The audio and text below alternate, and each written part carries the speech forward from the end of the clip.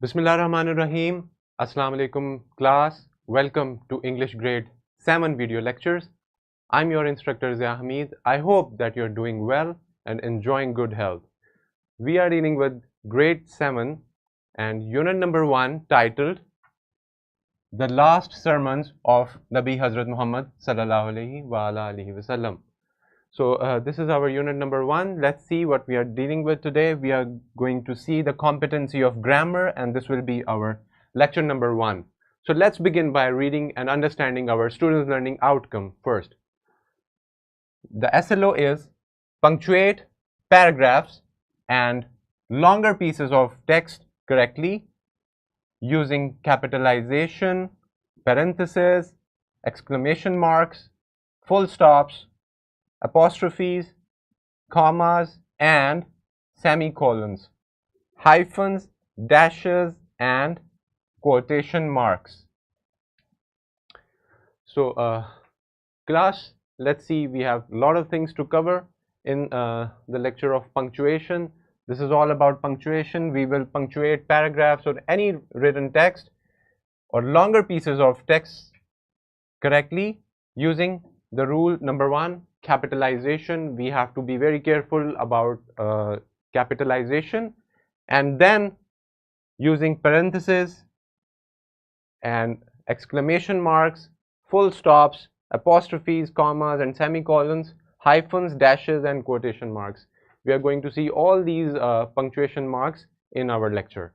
So let's begin by understanding that this has already been learned in the previous grade. Here is a vertical linkage of this SLO with the previous grades 1. So now let's time to storm your brains a little. It's time for brainstorming. What do you recall? What do you remember when you hear the word punctuation? What comes in your mind? You have to punctuate your text, your paragraphs correctly. Yes, the commas, the full stops, the question marks, you use this in your answers, in your anything written material in daily life. So what else do we know about punctuation marks? Let's gather all our concepts of punctuation marks in our mind and then move forward to our lesson. Now, after doing this brainstorming session with me, you will be answering these questions. Can you add punctuation marks in this statement? The statement is, Smith asks, how long can this situation continue? Here is a sentence. You can see that there needs to be added some capitalization. We need to add some punctuation marks correctly. So can you pause the video and answer this question? Good. Now let's move forward. This will be the lecture about punctuations. Let's see how we are going to deal with it. So first, let's see what punctuation marks are for and why they are important, where we can find them, and why do we use them. So punctuation marks help make meaning clear in written text.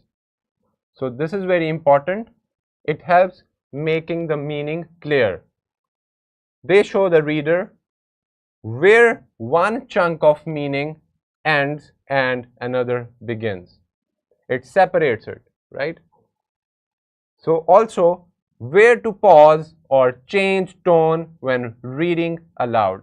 So these are the three basic things that you should keep in your mind, that the punctuation marks, they are for showing clear meaning and separating the chunks of meaning. When obviously, you know, when we separate one sentence from the other one, or when we are done with a paragraph, then we begin our next paragraph. So we divide these chunks, and punctuation mark, all these marks help us in achieving this. Also, we see where do we, while we are talking, where we'll be pausing, or when we are writing something, longer sentences, we need to take a break in between, pause a little, and so on. So all these things, all these goals will be met when you learn about punctuation marks and you use them in your text. So let's see. The punctuation marks can show the end of a sentence. Also, there are three ways when we know that the sentence is ended. They are the full stop, it shows the end of a statement. Question mark shows that the end of a, it's the end of a question, it's a end of an interrogative sentence. And exclamation mark is also indicates that the sentence is ended. It shows raised voice, strong feelings, and an exclamation. So let's see, a sentence, it starts with a capital letter, we know this very well, ends with a full stop, and it also makes complete sense. So these things are the requirement of a complete sentence. All these things should be added in a sentence in order to call it a complete sentence. Now we also saw that how we can end this the statement or a sentence by full stop, question mark, and an exclamation mark. So now let's move forward. Let's see.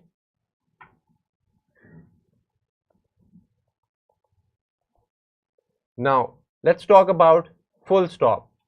So full stop is used to the conclusion of complete sentence. It's very easy, we already know this and we do this also. So now let's see, it is used at the end of fragmented sentence.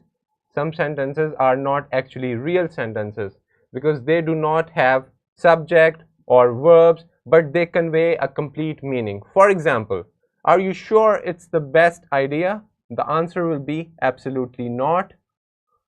This is followed by a full stop. So this is when with fragmented sentences we use full stop at the end. It does not have any subject or verb, but still it's a sentence and it's making some sense. Also, full stops are added when we are talking about time. We use AM, PM to indicate the time, and we use AM full stop or PM followed by a full stop. Also, we use it after a title. Mr. Richard is a young policeman. Here, Mr. is a title which is ended with a full stop. Full stops can be used in abbreviations also to indicate the omission of letters. For example, Dr. If we abbreviate this, it will be Dr. Dr. full stop, Mr. and honors and so on. So these are the situations in which we use our full stops. Let's revise it. We use it at the end of a sentence. It can be used after a fragmented sentence, or after time, title, or abbreviations. I hope that it is very clear now. So let's move forward. Let's talk about comma. So the comma is within a sentence. A comma shows where one chunk of meaning ends and another begins. So it is also used for separating the items in a list. For example, I bought eggs, comma, a pint of milk, then we add comma, tea and sugar. So when we are mentioning more than one thing, we use commas to separate it. Also, let's see separating the direct speech from a reporting clause. So we will be seeing it on the direct speech page. Also for separating of tag phrases and names. Like, this is great, isn't it? So when we are using this part, isn't it, we use comma before it. Similarly, how old are you? And you are going to name the person or mention the name. How are you? Then you add comma and then you say the name. So this is after we are done with names here also. Now let's see, separating off an introductory chunk. This is also when we use the comma. Anyway, I decided not to go. So this anyway, this part will be separated by comma. Next, 3 weeks later, James was born. So these are two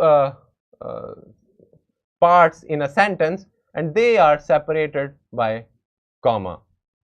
Although she was only 3, this is our introductory chunk, will be separated by a comma. Then we will say Gemma knew her tables. So this is also when we are separating the chunks, we use the comma. Next, we also use it for marking off extra information embedded in the sentence. For example, Jill, my boss, is 28 years old. So when you add some extra information, you use a comma before it and after the information. So this is all about the use of comma. Now let's move forward to our exclamation mark, which is denoted by this part or this thing. So let's understand about exclamation mark. An exclamation mark is also usual after an exclamation beginning with what or how. For example, what fools people can be. This is showing a feeling, an emotion. How well Marshall bowled yesterday. So this is like a very celebratory and a very full of emotion sentence, which will also be followed by an exclamation mark indication. So the exclamation mark, which is denoted by this sign, known informally as a bang or a shrek, is used at the end of a sentence or a short phrase which expresses very strong feeling. So this is when we use our exclamatory mark. Let's see some examples. What a lovely view you have here. This is an appreciation, a sentence full of emotion. Now, that's fantastic. This phrase is also followed by an exclamatory mark. Johnny, don't touch that. Help, good heavens, arg, or any noise, hooray, wow, all these will be followed by an exclamatory mark. But let's also understand something, that you should generally avoid using exclamation marks in your formal writing, whether you're writing a formal letter, an application, a formal, any piece of writing. We must be careful about using exclamatory marks. Now let's talk about dash. Dash is denoted by this sign. A dash gives a break halfway between comma and a full stop, showing a sharp break between two chunks of meaning.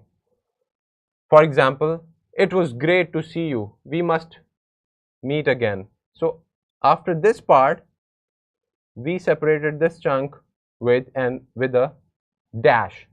So both these chunks are main clauses. A comma cannot separate two main clauses. Hence, we use dash. Marking off extra information embedded in the sentence, like we saw here in this example. So this is when we use our dash.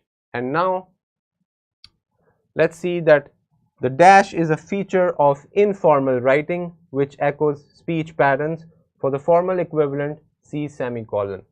So again, it's for informal writing, but when we are in a formal setting, when we are writing something formally, academically, we will be seeing the use of semicolon, which is much better formally. So let's talk about parentheses. Parentheses are these round brackets that we call them. Parentheses show information which is extra to the main text. Marking off extra information embedded in the sentence, or marking off extra facts like dates or dimensions. For example, on Monday, this is the informational extra part. The first day of our holidays, we explored the beach. So initially, if we eradicate this parenthesis, the sentence is still making sense.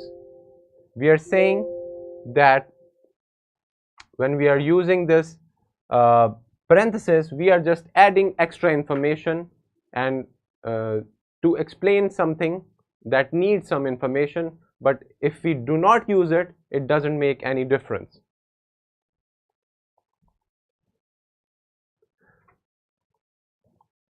So now let's see.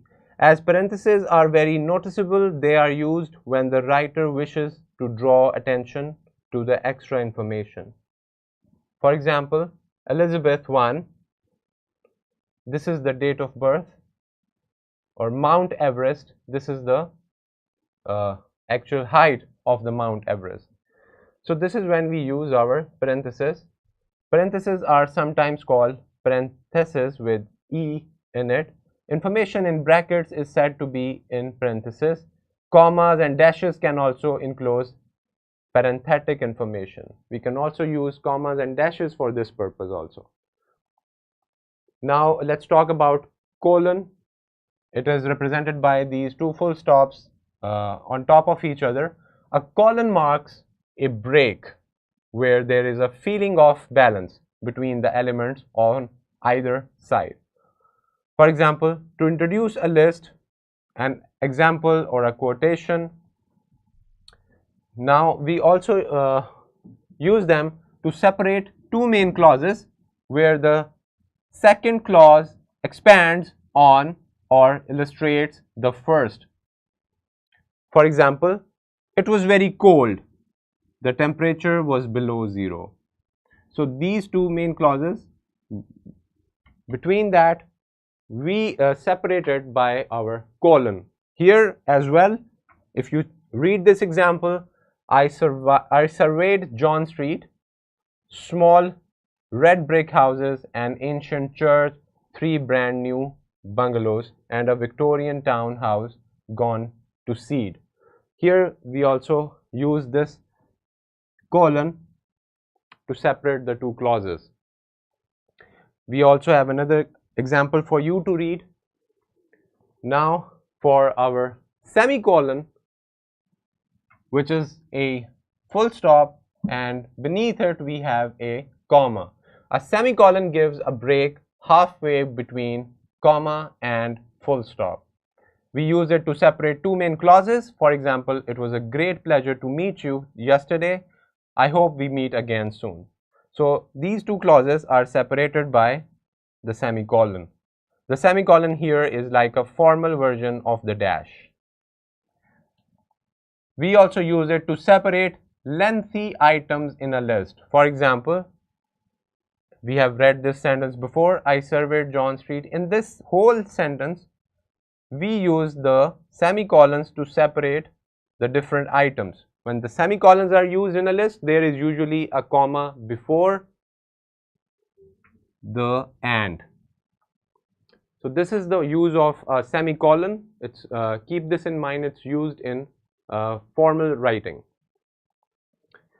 So we are here with quotation marks. You know those quotations with double commas at the top of the word.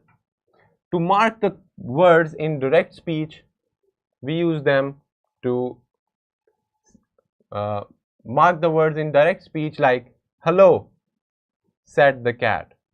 So this hello is a direct speech. That's why we enclosed it with a quotation mark. We also use to show that a word is being used ironically or oddly. There were many experts in the audience. This can be said in a very ironical or odd manner. We also use it to indicate the title of a book or film or etc. The book Black Beauty was also made into a film. So this title of the book is enclosed in a quotation mark. Let's see that speech marks are also called quotation marks. We can call them speech marks as well, or inverted commas also. And they are also to show a quotation. Wordsworth wrote about an inward eye. Here we use this quotation mark to show when you are talking about a word or a phrase. The word exit is the Latin for, so when we are explaining some word or giving an origin, we use this quotation marks enclosed in the word. So now, my dear learners, you may have come across two different kind of quotation marks, single and double.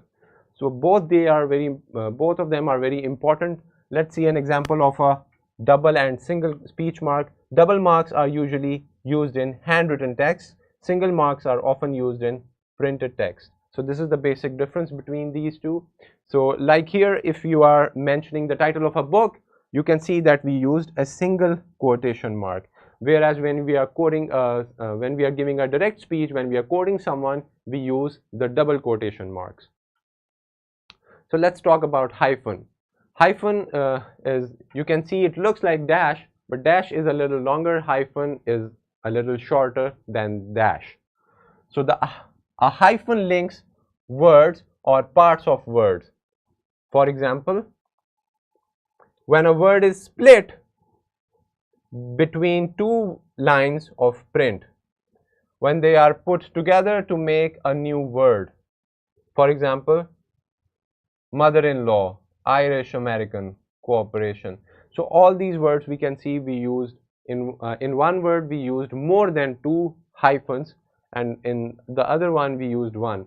Hyphens are also used in compound nouns as well.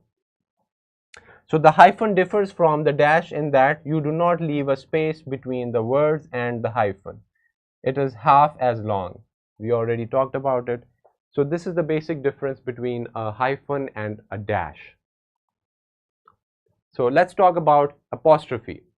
Apostrophe is used for these two purposes. First, it's used for omission, omitting the extra letters, and it is also used for possession. So by omission we mean when we are using contractions. For example, will not, if we use contraction we make it won't. So after WON we use an apostrophe and then we write T. So will not will be won't, could not will be couldn't. So that's when we use the apostrophe when we are omitting words or when we are using contractions. So these are some examples. Also for showing possession, like if we talk about Ali's car, so the letter here after ALI, we use an apostrophe to show possession of the object, here car, that we are talking about. For example, S shows ownership, apostrophe S shows ownership. Similarly, like Ali's car, we have an example, the girl's coat. So the coat belongs to the girl, that's why we use apostrophe S to show the possession of the coat to the subject, which is the girl. The children's home, and also if the owner noun is a plural ending in S, just add the simple apostrophe. For example, if we are showing, if we are saying or writing students' learning outcome, so the apostrophe will only be added after S to show with the plural form of students. So if you want to show possession with a plural noun, you just add apostrophe at the end. You don't need to add an extra S after the apostrophe. Like this example, the girls' coats or the princesses' hats. These are some examples. Now, after being done with apostrophe, we are going to talk about the capitalization. We have like 10 rules for making the capitalization and using them correctly. Let's see them one by one. Number one is capitalize the first word in a sentence. Always capitalize the first letter of a sentence. no matter what word it is. For example, Ernest was always kind to me. Here we know that Ernest is a plural noun. It is the first alphabet of this sentence, so it has to be capitalized. You haven't told me the answer yet. Here also U is at the beginning of the sentence. It's the first alphabet of the sentence, hence it will be capitalized. Number 2 is capitalize proper nouns. We know this very well, that when we are talking about some specific people, places or things, always start with a capital letter no matter where they are in a sentence. If they are even in the middle of a sentence or at the very end, proper nouns, the first alphabet, the first letter will always be capitalized. For example, don't forget to invite James to the party. My favorite teacher is Mrs. Swenson. So you can clearly see that with proper nouns we capitalize the first letter. Let's see our rule number 3 of capitalizing. Capitalize proper adjectives. Proper nouns become proper adjectives when they describe nouns. Note that the common nouns that come after these adjectives are not capitalized. Like in the animal name German Shepherd, the G is capitalized and this will not be capitalized. So for example, I am learning to cook French food. Just this part, this F will be capitalized. Hannah plans to recite a Shakespearean sonnet. So these are the capitalizing, the rule for capitalizing proper adjectives. Number 4 is capitalize the pronoun I. You always capitalize the pronoun I in a sentence just like a proper noun. It's only necessary to capitalize other pronouns when they begin a sentence. So whenever we are writing, when we are using this pronoun I, whether it's in the start of the sentence or in the middle, we always capitalize the letter I. So for example, I don't know about you, but I would wait for it to go on sale. So here we capitalized I, obviously because it's beginning with it's the start of the starting alphabet of this sentence, but we also capitalized I here even though it's in the middle and it's not beginning a sentence, but still we will capitalize our I.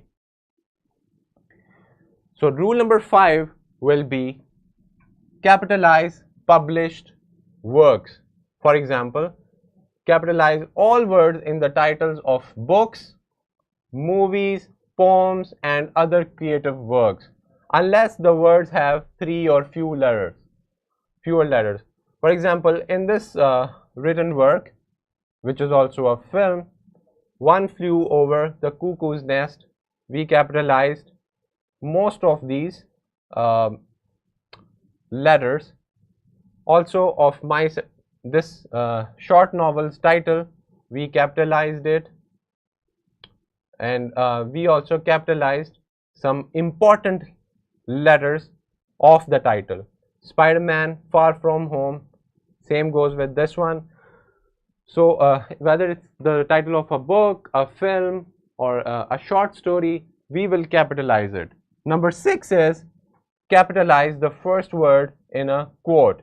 The first word in a quotation should be capitalized if it's the beginning of a sentence or if the quotation is a full sentence. For example, the waiter said, "My manager will be here shortly," but he never came. So you see that the sentence is beginning from here, but we capitalized the very first letter of our quotation. So rule number 6 is very much clear. Now let's move to rule number 7. It says capitalize titles of people. Capitalize people's titles if they come before the person's name or if the titles are used instead of the person's real name. For example, I'm writing my report on President Abraham Lincoln. So see, President is a title, so you capitalize the first letter. Obviously, Abraham is the name, is a proper noun. You have to capitalize the first letter.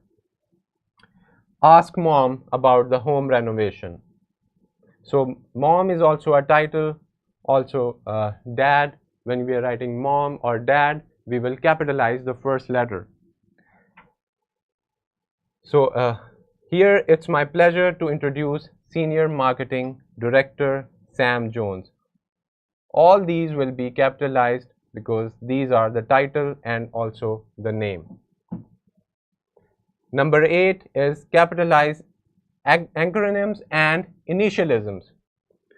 Acronyms where the first letter of each word comes together in a new word are always capitalized. The same goes for initialisms. For example, NASA. We know that it's an abbreviation of the American Institute. The scientists at NASA launched a new mission. So every letter of this abbreviation will be in the capitalized form. We also have examples like FIFA announced new rules for the upcoming World Cup. So every letter of this abbreviation of FIFA will be in capital letters. Rule number 9, we have capitalized historical events and eras, names of specific moments in time, whether they lasted a few minutes or millions of years, they are capitalized. For example, many species of dinosaurs lived in the Mesozoic era. So the Mesozoic era is an era, hence it will be capitalized. And we are here at the final rule number 10. We will capitalize the days, months and holidays. So be sure to capitalize days of the week and months of the year. I've got 3 meetings on Monday. We always capitalize the word for the day. Number 11, capitalize names of specific courses. Although you don't need to capitalize the names of subjects such as math or science, you should capitalize the specific name of the class you are taking. For example, you need to take Algebra 2 before you sign up for trigonometry. So you are taking the names of the subject, the courses, they will be capitalized. So these are some 11 rules for capitalizing and using effective standard capitalization. Now we have a simulation video for you about understanding more about punctuation marks. For your classroom activity, we have a prompt, a question from your book. Punctuate and capitalize where needed the following paragraphs. So you will use the rules of capitalization that we learned and also the punctuation. Here a worksheet is attached for you to understand more about punctuation marks. For your homework, we have a question on write a paragraph of your own choice. Use all punctuation marks that you have learned in this class. So this will be your homework, and now we are here at the end of the lesson. We have some resources as help that there can be found in the description of the video. We have worksheet, presentation, lesson plan, question bank and also a skill sheet. All these things are added for your help. Thank you so much for listening to the video lesson. I hope that you have understood the rules and the correct way of using punctuations and capitalization. Until the next video lecture, this is your instructor Zia Hamid. Allah Hafiz.